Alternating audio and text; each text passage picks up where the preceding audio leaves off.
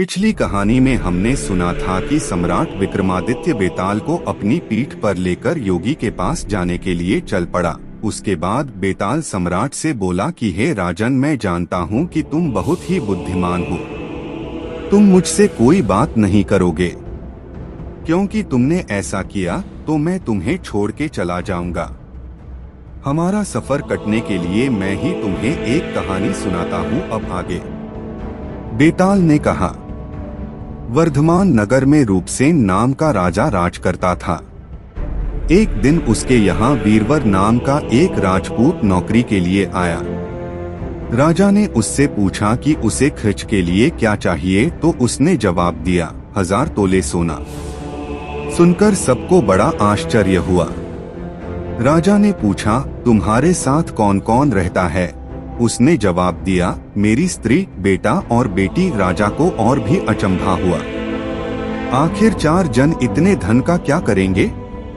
तब वीरवर ने उन्हें कहा कि इतने बड़े राजा के जीवन की रक्षा करने का मूल्य अगर वो इससे कम धन लेगा तो फिर वह राजा का अपमान होगा। तो राजा ने भी उसकी बात मान ली। उस दिन से वीरवर रोज 1000 तोले सोना भंडारी से लेकर अपने घर आता। उसमें से आधा ब्राह्मणों में बांट देता, बाकी के 2 हिस्से करके एक मेहमानों, वैरागियों और सन्यासियों को देता और दूसरे से भोजन बनवाकर पहले गरीबों को खिलाता। उसके बाद जो बचता उसे स्त्री बच्चों को खिलाता और खुद खाता। वीरवर का काम यह था कि शाम होते ही ढाल तलवार लेकर राजा के पलंग की चौकीदारी करना। राजा को जब कभी रात को जरूरत होती वह हाजिर रहता। एक आधी रात के समय राजा को मरघट की ओर से किसी के रोने की आवाज आई। उसने वीरवर को पुकारा तो वहां आ गया। राजा ने कहा, जाओ पता लगाकर आओ कि इतनी रात गए यह कौन रो रहा है और क्यों रो रहा है। वीरवर तत्काल वहां से चल दिया। मरघट में जाकर देखता क्या है कि सिर से पांव तक एक स्त्री गहनों से लदी कभी नाचती है, कभी कूदती है और सिर पीट पीट कर रोती है, लेकिन उसकी आंखों से एक बूंद आंसू की नहीं निकलती। वीरवर ने पूछा, हे देवी, तुम कौन हो? क्यों रोती हो? उसने कहा, मैं राजलक्ष्मी हूँ। रोती इसलिए हूँ कि राजा रूपसेन के घर में खोटे काम होते हैं, इसलिए वहाँ दरिद्रता का डेरा पड़ने वाला है। मैं वहाँ से चली जाऊंगी और राजा दुखी होकर 1 महीने में मर जाएगा। सुनकर वीरवर ने पूछा, इससे बचने का कोई उपाय है? देवी बोली, हाँ है। यहाँ से पूरब में 1 योजन पर एक देवी का मंदिर है। अगर तुम उस देवी पर अपने बेटे का शीश चढ़ा दो तो विपदा टल सकती है। फिर राजा 100 बरस तक राज करेगा।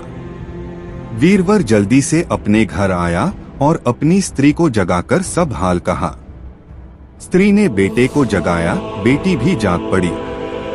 जब बालक ने बात सुनी तो वह खुश होकर बोला, आप मेरा शीश काटकर जरूर चढ़ा दें।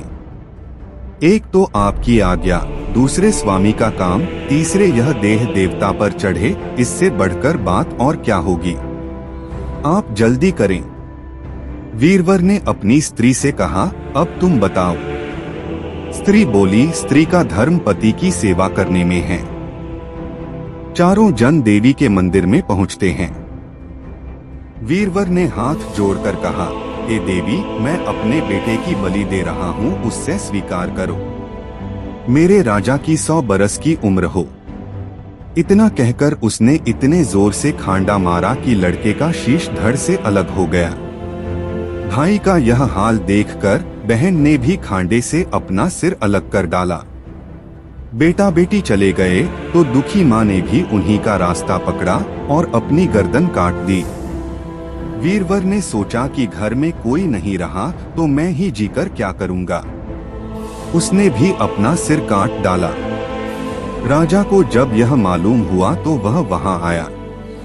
उसे बड़ा दुख हुआ कि उसके लिए 4 प्राणियों की जान चली गई। वह सोचने लगा कि ऐसा राज करने से धिक्कार है।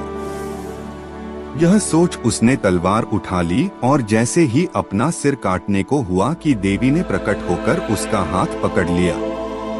बोली, राजन मैं तेरे साहस से प्रसन्न हूँ। तू जो वर मांगेगा सो दूंगी। राजा ने कहा, देवी तुम प्रसन्न हो तो इन चारों को जीवित कर दो। देवी ने उन चारों को फिर से जीवित कर दिया। इतना कहकर बेताल बोला, सम्राट बताओ सबसे ज्यादा पुण्य किसका हुआ। सम्राट विक्रमादित्य बोला, राजा का। बेताल ने पूछा, क्यों? सम्राट ने कहा, इसलिए कि स्वामी के लिए चाकर का प्राण देना धर्म है, लेकिन चाकर के लिए राजा का राजपाट को छोड़ जान को तिनके के समान समझकर देने को तैयार हो जाना बहुत बड़ी बात है। सम्राट की बात सुनकर बेताल ने कहा कि सम्राट तुम सच में एक बुद्धिमान व्यक्ति हो, पर प्रश्न का उत्तर देने के चक्कर में तुम मेरी शर्त भूल गए। तुमने बोला तो मैं चला। इतना कह के बेताल सम्राट को छोड़ वापस उसी पेड़ पर जा लटका। सम्राट भी बेताल के पीछे जाके फिर से उसे पेड़ से नीचे उतारकर अपने पीठ पर लेके चलने लगा। तब बेताल ने फिर से बोलना आरंभ किया। दोस्तों अगली कहानी आने वाले वीडियो में सुनेंगे। तब तक आप अपने इस प्यारे चैनल को सब्सक्राइब, शेयर और लाइक करें। जल्दी ही मिलते हैं अगले वीडियो में। धन्यवाद।